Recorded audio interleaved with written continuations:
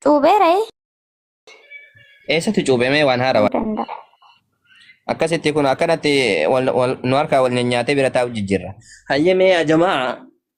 Bismillah. Waa hunda dagannee taa'u jirra.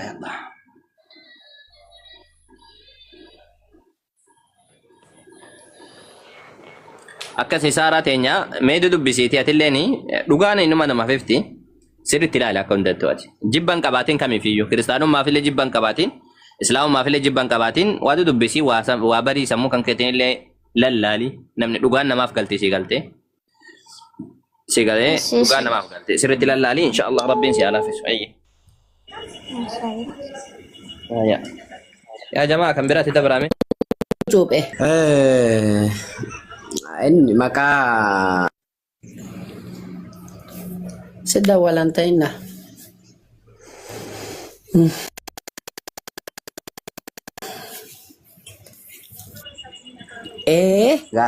Gaaffii gaarii. Maaliif cuubames jettuuf dhalli namaa Addaam irraa kaasee seenaa ulfaataatu ture. Du'a gosa sadiitu ture jira. Gosa sadan keessaa du'a hafuuraa du'eera dhalli namaa. Du'a hafuuraa jechuun waaqayyoo fi dhalli namaa walitti dhufeenyi dhalli namaa gargar cituun yookiin jilala keessa qulfii yookiin bu'uurri amantii maalidha? Gooftaa Yesuus Kiristoos. Gooftaan beekuutu nama fayyisa malee seera beekuun nama hin fayyisu. Yookiin immoo abboommii beekuun sin fayyisu. Fakkeenyaaf ati maalummaa maqaan keenya fakkeenyaaf. Habibiidha.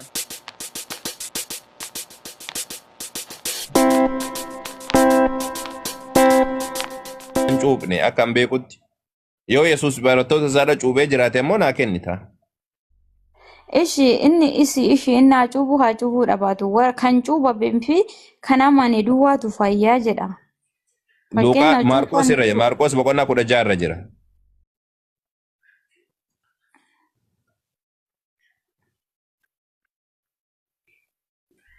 Maarqos boqonnaa 16 irra jira. Lakkoofsa 16 jechuutti yaada kan cuubame kan amane kan cuubametu fayyaa kan jedhu. Okay. Garuu warra cuubame duwwaan akka fayyuu hin beektu mitiire? Sunitti dabalamee jira jedhanii beektoonni amma fakkeenya Joovaa Wiitnesiin fa'aati keessaa muranii baasaniiran. Tiksiin sunniin keessatti itti dabalamee jedhanii keessaa muranii baasan. Akkamitti? Hin beeku wallaan illee hin beeku. Macaafota durii keessa hin jiru guyyaa keessatti dabalame jedhanii muranii keessumaa baasan. Kun ukkoo wangeelonni yeroo Isaan lafarra dhufe irratti kan barreeffame wangeelli kun. Laa achi asitti dabalamee jedhan Luuqaas Maarqos boqonnaa 16 lakkoofsa 9 irraa kaastee haga 20tti guyyaa keessatti dabalamee jedhanii keessaa baasanii jiran. Warra Joovaa Wiitnesiitu keessaa baase. Joovaa Wiitnesii warra jedhamu beektaati. Ani hin beeku si garuu isaan jechuu danda'u. Isaan illee Peentemaa Pirotestaantima beektee Pirotestaantima jarri Yesuusiin waaqa jedhanii amananii achumaanuu Itoophiyaa keessa illee jiranii jarri ammoo keessaa baasan bakka san dabalataan ammas ammoo addisuma dabanyaa turgumiin faatii hiika addunyaa haaraa kan jedhu tokko illee jira. Hiikonni kunniin guutuun isaaniitu dubbiin kun macaafota durii keessa kan jirre dhugaa baanii jiran. Kunneen isa duraa keessa hin jiru. Garuu macaafni kun amma kan itti dabalame yeroo Isaan lafarra jiru irratti kan caafamedha. Yohaannis waa kan caafame. Osoo Isaan jiru miti. Osoo inni jiru miti laa. Isa as waggaa. Kakuun haarofti moo? Kakuu haaraan tokko isaatu osoo Yesuus jiru kan barreeffame hin jiru. Inni erga ol fuudhameen booda waggaa 30 ol hin booda. Gariin isaa waggaa 70 booda. Umrii kan kee wagguutuu kan kee booda jechuudha. Amma fakkeenyaaf ati amma sa'aatii kanatti amma namni waggaa 70 jechuun fagoodha. Gariin isaa waggaa 70 booda, gariin isaa waggaa 30 ka jalqabaatiyyuu waggaa 30 booda. Ka jalqabaa. Wanna wangeela Maarqos jalqabni isaa waggaa 30 booda barreeffame. Erga inni ol fuudhame jechuudha. Gariin waggaa 90 booda illee jira. Ta'uu danda'a. Akkasitti kun akkanatti nu harkaa wal nyaatee bira taa'u jijjiirra. Hayyamee yaa jamaa. Bismillah. وأنا دقني تاوجر يا الله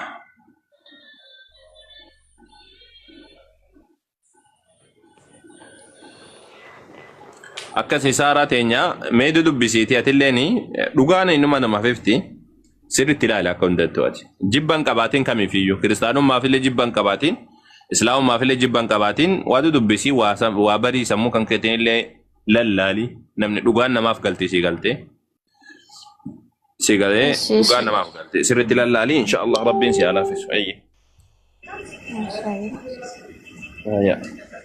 yaa jamaa kan biraatti dabrame الله أكبر. الو نغاجر تو كم يا أستاذ. بركات كم نغاجر تو مين والله نغاري ميني أبي عطاو بارك الله فيك.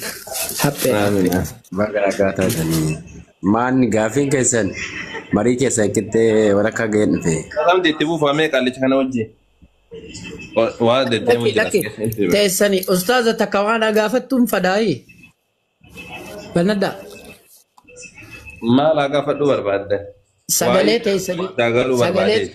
sagalee teessaniin paaraakliik naataa dhaati maaliif namni cuuphama Iyyesuusoo maaliif cuuphame akkasi okay eshi mee wanna gaafadha meen deebi'a ustaad Hamdi amma kana deebi'a waatu na shaagalu jira ishi taate Ustaaz ko baraka isinaaf eenyu maqaan isaa dirro abeet dirro nagaan siyaa ta'u kam abeet sinnifisaa ta'u nagaa cuuphamtee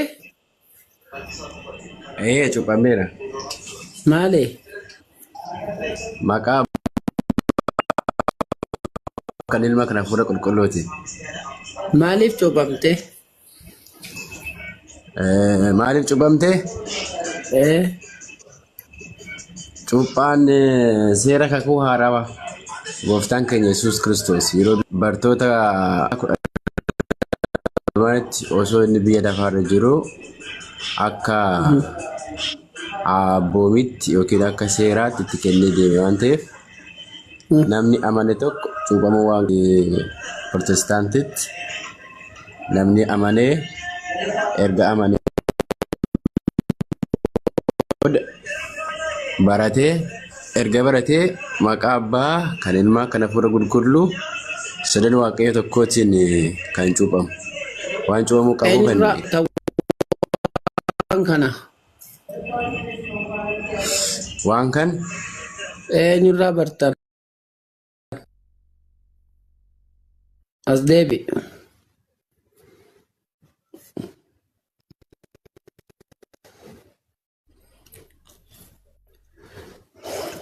nagamu amma dhaga'ame as deebinaan dhaga'ame eenyurraa bartanii kanatti cuuphamtan hello eenyurraa bartanii cuuphamtan Kiristoos bartoota barsiise bartoonni immoo barsiise moo cuuphamee barsiise eenyu Iyyesuus cuuphee barsiise moo cuuphamee barsiise meeti kan inni barsiise cuuphameeti maqaa abbaa ilmaa hafuuti jee barsiise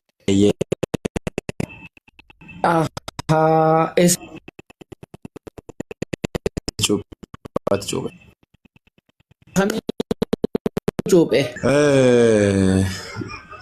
inni maqaa sidda walantayna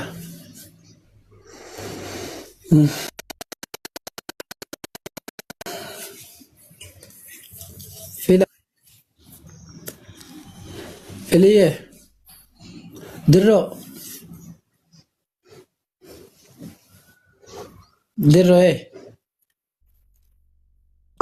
nagamu dhagaan jira way bene annabira tawno na turkish tawno ammas deebinan dhagame kinje amma dhagamu ishee dhagame maqaa eenyutiin cuuphame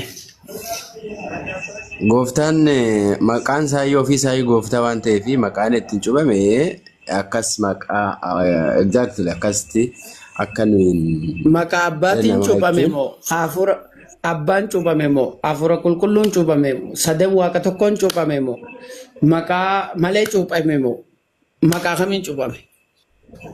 amma gaa waa'ee kanaatti wanti macaafa irratti caafamee jiru garuu siin ibsa akkamittiin akka inni cuuphame. Gooftaan Maal laa Yesuus ibsu? Kiristoos waggaa 30 lafarra erga ture erga baratee waa'ee seeraa akkaataa manni qulqullummaattiin ture waa'ee dhufaatii isaa otoo hin lallabiin dursa otoo ayyaana Waaqayyo biraa hin argatin Yesus dursa maqaa kamiin cuuphameen jedhe? sittin itti deemaadha. Yesuus ofiisaayyuu waaqa waan ta'ee fi Waaqayyo waan ta'ee Tun fi rakkinan qabu qaama bar sadan rakkinan qabu. Maqaa sadaniin cuuphaa jedhee yoo kana jettu taate inni noo maqaa eenyutiin cuuphameeti cuuphaa isin fakkeenya irraa ilaalfame maqaa eenyutiin cuuphame haa dhokko. Maqaa abbaati moo maqaa abbaa fi hafuuraati moo maqaa abbaa fi hafuuraa fi ilmaati moo maqaa tokkoon ala moo maqaa tokkoon? na dhaga'i amma akka tarii maybe kompleksii ta'uu danda'a siniif qaama sadan tokkummaa keessaa gooftaan Yesuus Kiristoos yookiin Sillaasee keessaa tokkodha yookiin ilmaa jennaan ilmaa Maqaa kamiin cuuphame Yesus? qooyi na rifatiin kaa itti si Ishi. jedhu yoo rifatte siniif maaliif kompleksii sin jechaan jedha akka naa hubattu Ishi yoo hubachuu barbaada. akka naayifuun barbaada hin ariifadhu. Yohaannis Cuuphaa dhalootaan kan hangafu inni lafa onaa Dhalootaan keessatti eenyu sagalee hangafa? waaqayyoo wajjin dhalootaan Yohaannistu hangafa. Iyesus Yohaanisitu Iyesus hin hangafaami dhalootaan. Fooniin isa lafarratti dhalataniin Yohaannis Yohaannistu hangafa. Yohaannis immoo karaa gooftaan ittiin dhufu lallabaa ture barsiisaa ture. Bartoota mataasaa qaba ture. Bartoota mataasaa sana gaafa qabu barsiisaa ture. Erga barsiisee cuuphaan harka isaatti akka kennamuuf ayyaana Waaqayyo biraa argateeni gooftaan keenya Yesuus Kiristoosis karaa Yohaannis Cuuphaatiin cuuphame. Laga Yordaanositti. Gaafa laga Yordaanositti cuuphamu bishaan Yordaanos keessatti gaafa qoodamu gaafa cuuphamu maal ta'ee hafuurri qulqulluun bifa gogeetiin bu'ee irra qubatee sagalee waaqarraa immoo ilmi koo Dhiifama inni cuuphaa bira osoo jaallatamaan kunne isa dhiifama kan naa godhi takka nuuf kolchaa dhoko. Eega cuuphamee booda wanni suni eega inni cuuphamee booda jaamacaafni. Kanaafuu ani immoo waan eega cuuphamee booda osoo hin taane cuuphumayyuu matuma isaatu si gaafachaa waan hin jiruuf jecha bakka tanarra xiqqoo na duraan siqini. Maqaa abbaa qofaan cuuphame moo abbaa fi hafuura qofaan cuuphame moo sadaniin cuuphame moo akkami? Mee maqaa kamiin cuuphame haa dhoko? Ani ariifatte bari. Ariifachaa Jechuun jirta cuuphaa qaama bira naa sadan. furtee fi nas deebisee laa xiqqoo ishee. Hin kunne waan masaarra jira. Ishi. Waan an kututti fakkaate irruma jira waan na ta'eef. Ishi haa dhoko ishi. Sillaasee yookiin Tiriiniitii yookiin immoo sadan tokkummaa jedhamtu jira nu bira. Jira addunyaa kanarra. Isaanis Waaqayyo Abbaa, Waaqayyo Ilmaa, Waaqayyo Hafuura Qulqulluutu jiru. Isaan keessaa Waaqayyo Abbaan, Waaqayyo Hafuurri Qulqulluun guyyaa cuuphaatti Hafuurri Qulqulluun bifa gogeetiin irra bu'e. Eenyurra? Ilmarra yookiin Yesuus irra. Waaqayyo Abbaan immoo sagaleen waaqarra ilmi koo inni jaallatamaan inni nan jaalladhu kunoo isa kana isa dhaga'aa kan jedhu sagalee waaqarraa dhufe itti dubbatan. Kanaaf sadan tokkummaa mul'isuun walii mul'isuudhaaf hafuurri qulqulluun bifa gogeetiin Waaqayyo Abbaan immoo waaqarraa sagaleedhaan ilmi immoo lafarratti qaamaan argamee sagalee Waaqayyo akkuma jedhu sagaleen jalqaba ture sagaleechi immoo foon uffatee nu gidduu buufatee nama ta'ee nu gidduu buufateedha. Amma gooftaan keenya Yesuus Kiristoos wanti nu beekamu qabdu wanti nu hubachuudhaa qabdanii. Takkaa if duuba si deebisa dirree koo if duuba si deebisa. Amma gaawaa seente mata duree hedduudha seente waan sin jedhe Yesuus maqaa eenyutiin gaafa bishaan akkasitti Yohaannis cuuphu maqaa eenyutiin cuuphe Yohaannis? maqaa eenyuutiyyuu hin cuubne. Maqaa eenyuutiyyuu hin cuubamne. Maal jedhe Yohaannis? Ansi cuuphuu mitii. Maal jedhe? Ansi cuuphuu mitii. Hidhata kophee keeyyuu hiikuu hin danda'u jedhe. Dhoowwe. Lakki hin dhoowwiin kun seeraa waan waaqayyoo gochuudhaaf jiru waan ta'eef hin dhoowwiin jedhee Yohaannis dubbatee Yohaannis immoo bakka san fedhe bakka san ani si cuuphuu miti hidhaa kophee teetii hin gahuu jennaan bakka san mee akkam jenne na eeg. Ishi seege.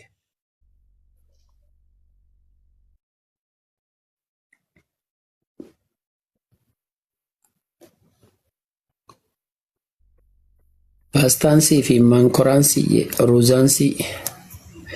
ruuzaansii mankoraansii fi pastaansii jeen ishee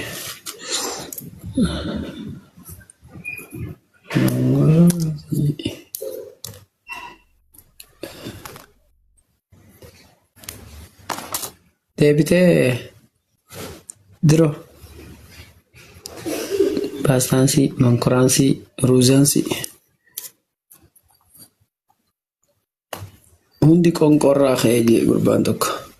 Hundi qonqorraa paastaansiin paastaarraa ka'ee mankoraansiin mankoraaniirraa ka'ee ruuzaansii ruuzumarraa ka'ee jeen hundi banii qonqoo jeen. Tana akkana namaa wanta godha jee rabbi haqa celchu. As deebimee ani sii banaa. Dhagaa jirta dhagaa mooyi. Hin dhaga'amu bari dhagaan turre. Dubbisaan ture. Eeshi. Wangeela Yohaannis Wangeela Maatiyus boqonnaa 3:13 dubbise. Ayyee hin banaafsi. Mee eenyuutu naa banaa 3:13 abdii ni jirtaa? Abdii.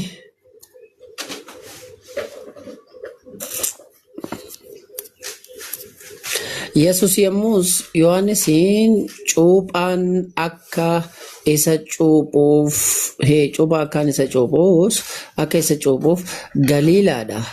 Yordaanositti isa bira dhufee jira.